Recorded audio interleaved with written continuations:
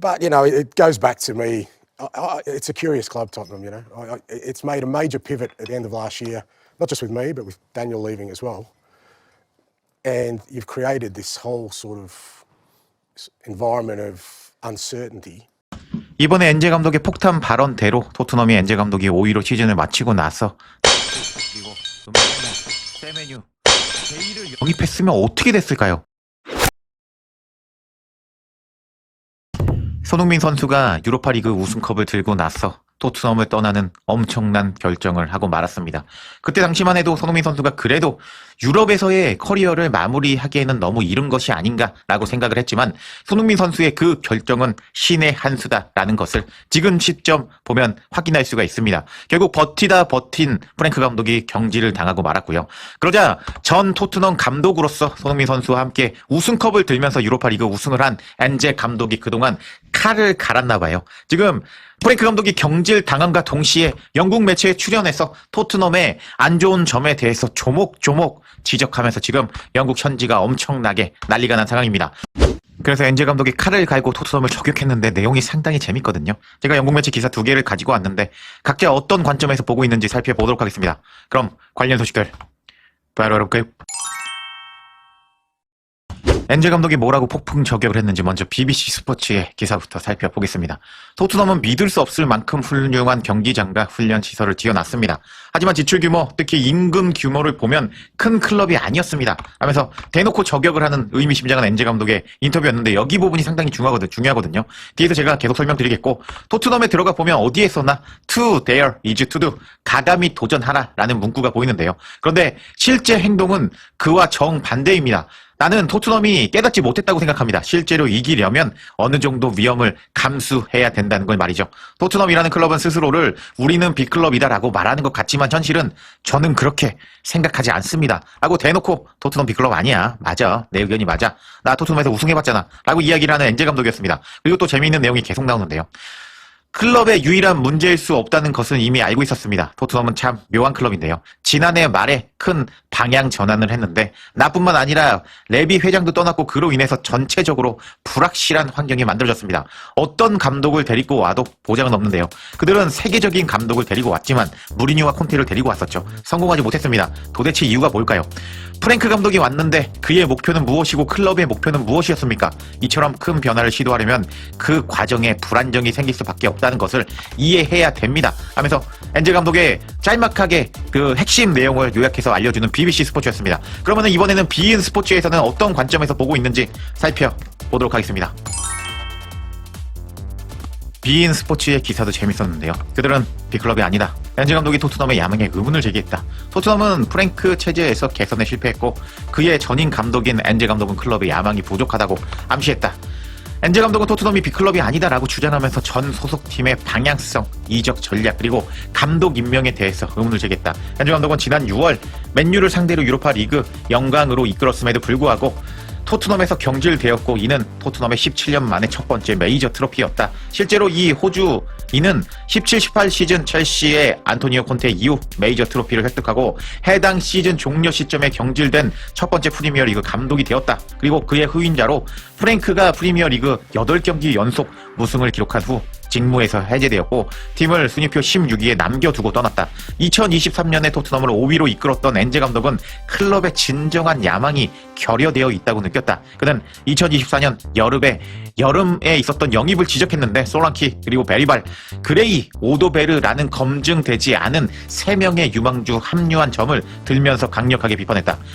입증이 된 프리미어리그 선수를 데려오는 데 실패한 결과 토트넘은 단 승점 38점으로 17위로 기록을 마쳤는데 이는 76-77 시즌 이후 48년 만에 최저 1부 리그 성적이었다. 하지만 프랭크는 토트넘을 챔피언스리그 16강에 진출시켰음에도 불구하고 상황은 개선이 되지 않았다.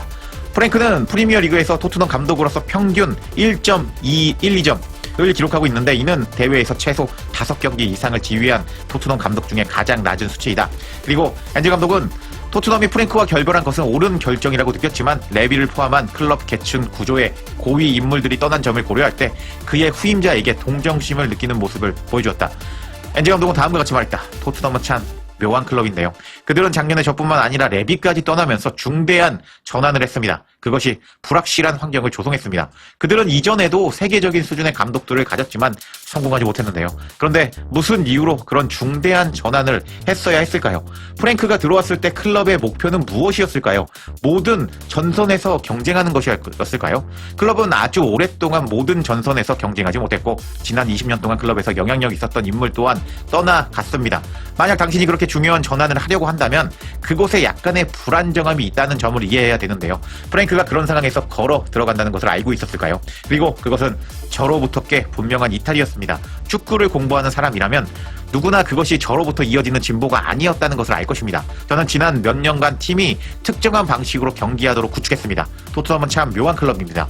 그들이 무엇을 하려는지에 대한 공통된 맥락이 전혀 없습니다. 제 생각에 토트넘의 DNA는 더 적절한 말이 없어서 이렇게 표현하자면 그들의 팀이 특정한 방식으로 경기를 하기를 바란다는 점입니다. 하면서 토트넘에 대해서 B클럽이 아니라고, 내가 토트넘을 진보시켜놨지만, 우승시켜놨지만 토트넘을 망쳐놓은 것은 토트넘의 구단 수뇌부들이다라고 강력하게 비난하는 엔제 감독이었습니다. 그리고 엔제 감독은 토트넘의 특정 문제점을 엄청나게 비판하면서 손흥민 선수를 환기시키는 이야기를 하고 말았는데, 엔제 감독은 토트넘이 겉으로만 B클럽으로 보일 뿐 내부는 썩었다고 이야기를 했습니다. 이 내용이 상당히 충격적이었는데, 그들은 정말 믿기지 않은 훈련장과 경기장을 갖추고 있지만 지출, 특히 임금 문제를 보면 그들은 B클럽이 아닙니다. 저는 그것을 보았습니다 라고 엔제 감독이 말했다고 합니다. 이 부분 뒤에서도 설명시켜드리고, 또 엔제 감독이 계속 말한 부분을 살펴보면 우리가 선수를 영입하려고 했을 때 우리는 그 선수를 위한 시장에 있지 않았습니다. 제가 처음에 5위로 시즌을 마치고 나서 어떻게 하면 정말로 도전하는 단계로 갈 수 있을까 생각을 했는데, 우리는 프리미어 리그에서 즉시 뛸 준비가 된 선수들을 영입해야 했습니다. 우리가 간절히 원했던 솔랑키를 영입했고, 그리고 3명의 10대 선수들을 영입했습니다.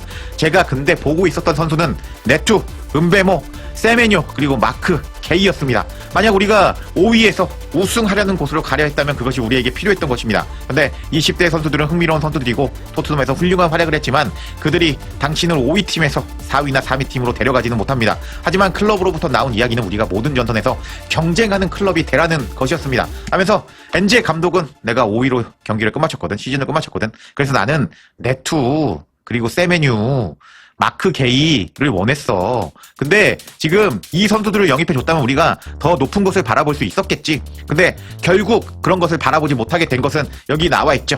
특히 가장 문제점이 된 것은 이 토트넘의 임금 부분이었는데, 이 임금 부분, 손흥민 선수가 20만 파운드였죠. 약 3억이 조금 넘는 주급인데, 우승을 꿈꾸는 팀이 손흥민 선수에게 주급을, 손흥민 선수라는 월드 클래스에게 주급을 3억밖에 주지 못하는 현실, 그 문제 때문에 결국 네투, 그리고 세메뉴, 그리고 마크 게이 등등등 은베모도 노렸다고 하네요. 그런 선수들을 영입하지 못했고 결국 더 높은 곳을 바라볼 수 없었다라면서 죽음 문제를 콕 집으면서 토트넘이 쓰레기 클럽이다라고 말한 엔제 감독이라고 할 수가 있겠는데, 와, 이번에 엔제 감독의 폭탄 발언대로 토트넘이 엔제 감독이 5위로 시즌을 마치고 나서 네투, 그리고 은베모, 세메뉴, 게이를 영입했으면 어떻게 됐을까요? 아무리 엔제 감독이 공격 원툴 감독이라도 저런 선수를 사줬다면 손흥민 선수와 조합이 잘 됐고 높은 성적을, 더 좋은 성적을 이뤄내지 않았을까요?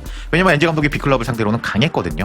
여러분들의 생각은 어떠신지 댓글로 남겨주시면 감사하겠고, 여튼 엔제 감독이 이렇게 임금 문제를 콕 집으면서 손흥민 선수에게 주급을 3억밖에 주지 못하는 쓰레기 클럽이라서 토트넘이 망한 것이다, 토트넘은 B클럽이 아니다라고 공개 저격을 해버렸는데, 와, 토트넘이 이번 시즌에 강등을 피할 수 있을까요? 지켜봐야겠습니다.